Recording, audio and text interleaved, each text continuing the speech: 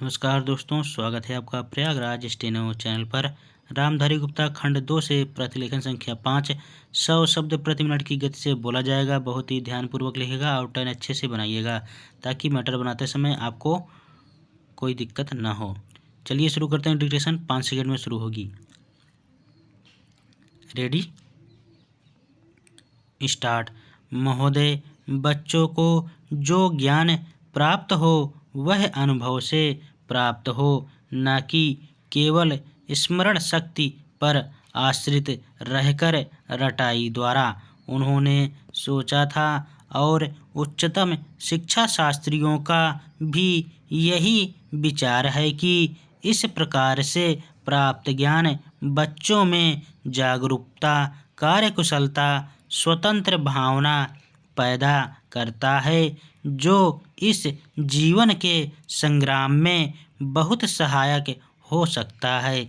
दूसरा मौलिक विचार उनका यह था कि इस प्रकार की शिक्षा इस देश के लिए अनुकूल ही नहीं बल्कि अनिवार्य है। बच्चों से जो कुछ भी काम कराया जाए वह उत्पादक काम हो और उससे जो कुछ भी पैदा हो उससे शिक्षा का व्यय यदि पूरा नहीं तो अधिकांश निकल सके, क्योंकि यदि शिक्षा का व्यय दूसरे प्रकार से निकालने का प्रयत्न किया जाएगा तो वह बोझ इतना बड़ा होगा कि शिक्षा सार्वजनिक नहीं बन सकेगी।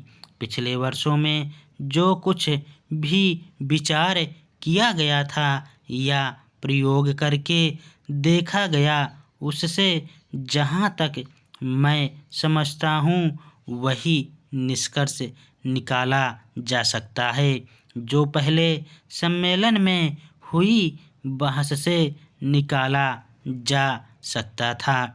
हमारे शिक्षा शास्त्रियों ने इस पद्धति की अनुकूलता और श्रेष्ठता तो मान ली थी, पर उनकी दृष्टि में इसके द्वारा शिक्षा का व्यय निकालना असंभव ही नहीं, अनुचित भी था। प्रयोग से देखा गया है कि इस पद्धति की उपयोगिता है और इससे पूरा नहीं तो अधिकांश व्यय निकाला जा सकता है।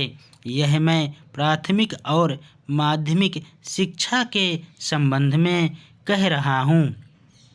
पैरा, उच्च कोटि की शिक्षा के संबंध में अभी प्रयोग नहीं के बराबर हुआ है, इसलिए उसके संबंध में अभी कुछ भी कहना संभव नहीं है। इतना होते हुए भी हम देखते हैं कि इस पद्धति को उतना प्रोत्साहन नहीं मिला और न इसका उतना प्रचार ही हुआ जितना होना चाहिए था और जितना स्वराज्य प्राप्ति के बाद हम कर सकते थे।